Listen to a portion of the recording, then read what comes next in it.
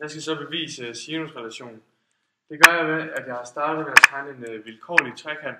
Den er så delt op med højden, som man finder ved at tage en vinkelret fra grundlinjen op til et punkt.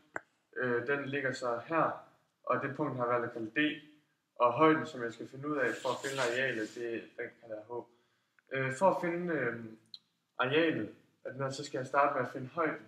Det gør jeg ved at tage sinus til vinkel B. Og så skal jeg, når man bruger sinus, så er det den modstående katete divideret med hypotenusen.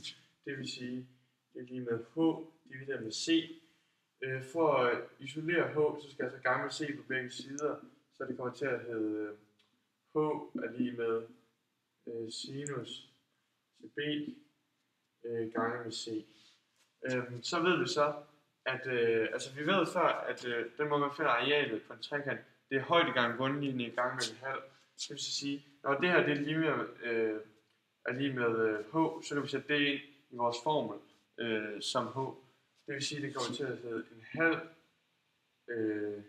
gange grundlinjen, som i det her tilfælde er lille a, og så gange sinus til vinkel B gange C, som er vores højde. Så får vi altså den måde, man finder arealet til metringen.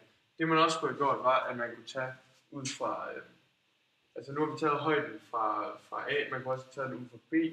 Vi har lavet den sådan her. Igen have H her.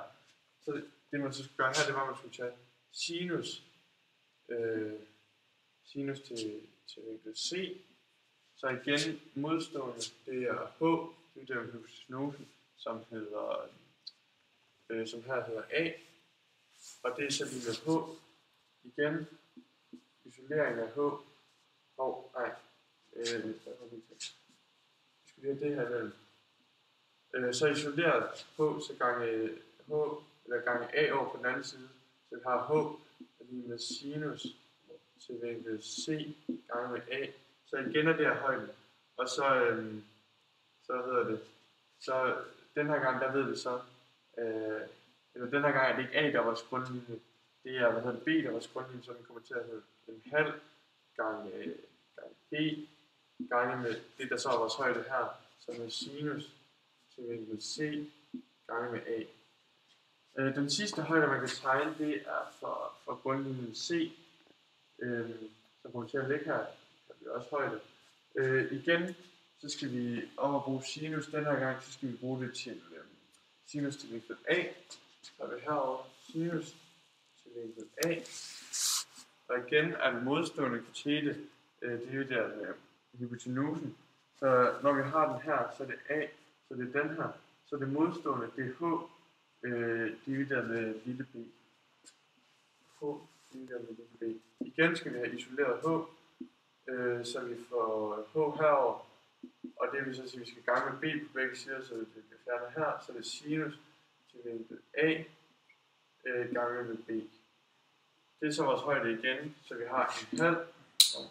Vi har en halv gange, og den her gang der er vores grundlinje til C, så det er en halv gange C gange med vores højde her, som er sinus til vinkel A gange med B.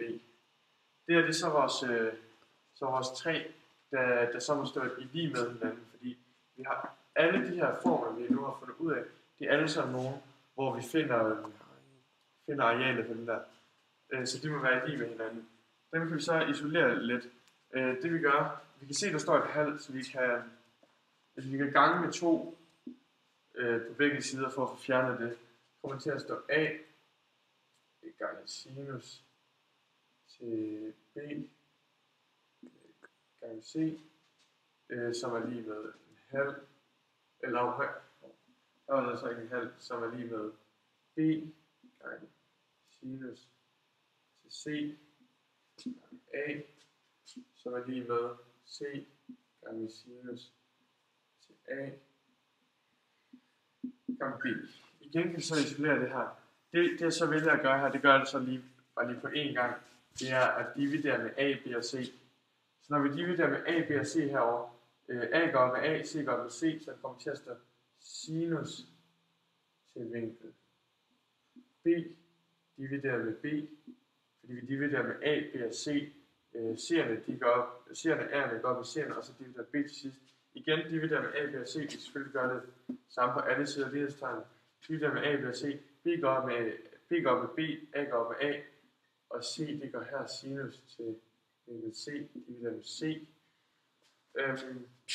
Igen, lige med her, C går op med C, B går op med B, så får vi sinus til vinkel A, divideret med A. Og det her, det er så sinusrelationen.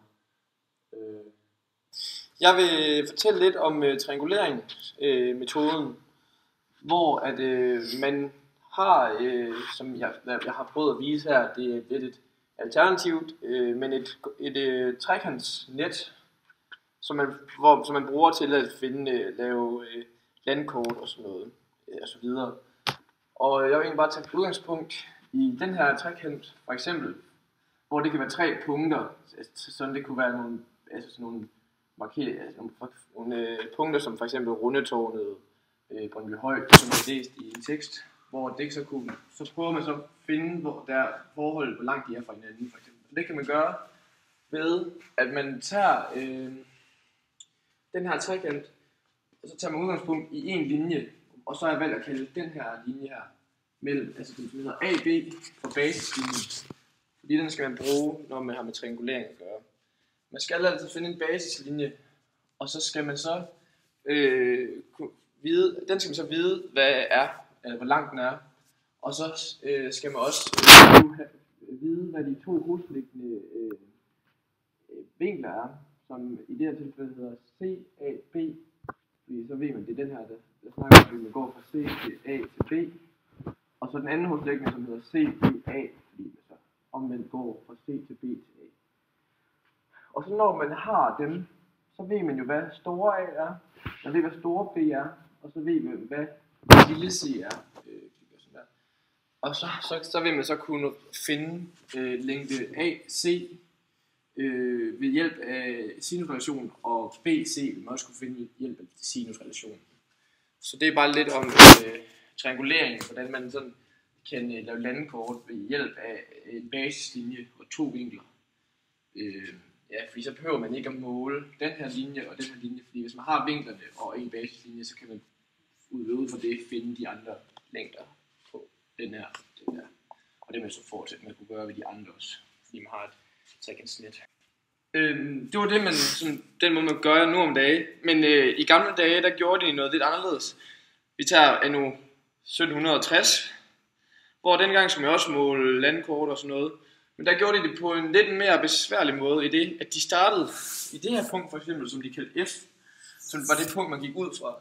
Så det man gjorde, det var, at man så sagde, okay, jeg skal vide, hvor langt det er fra det punkt, jeg har lige nu.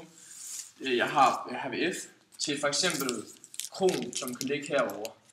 Så tog man ud og målte, okay, der var så langt, og så placerer man det nogenlunde, og så tager man fra udgangspunkt ved F igen, og siger, okay, heroppe har vi kirken, den skal vi også vide, hvor det ligger i forhold til mit punkt, og så gjorde man så det, og så fik man en masse punkter rundt omkring i forhold til punkt F, men det var jo meget besværligt i forhold til, at de kunne have gjort det, at man bare tog, F fra starten af op til kirken, og så fandt, som det var basislinjen,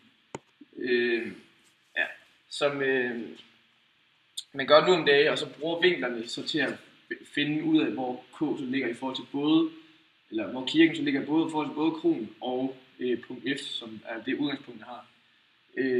Hvor man så skulle til at derop og fra kirken derop. Altså, det er bare en ny måde, hvor man finder basislinjer og finder de 2 vinkler, der gør det mere nemt at gøre det meget hurtigere og mere præcist. Så ja, det var bare lidt om, hvad forskellen er på nu og dengang. Og det var jo, at man gjorde det mere besværligt i forhold til, at man skulle ud og måle alle vinklerne i stedet for at bruge vinklerne. Benytte sig af vinklerne.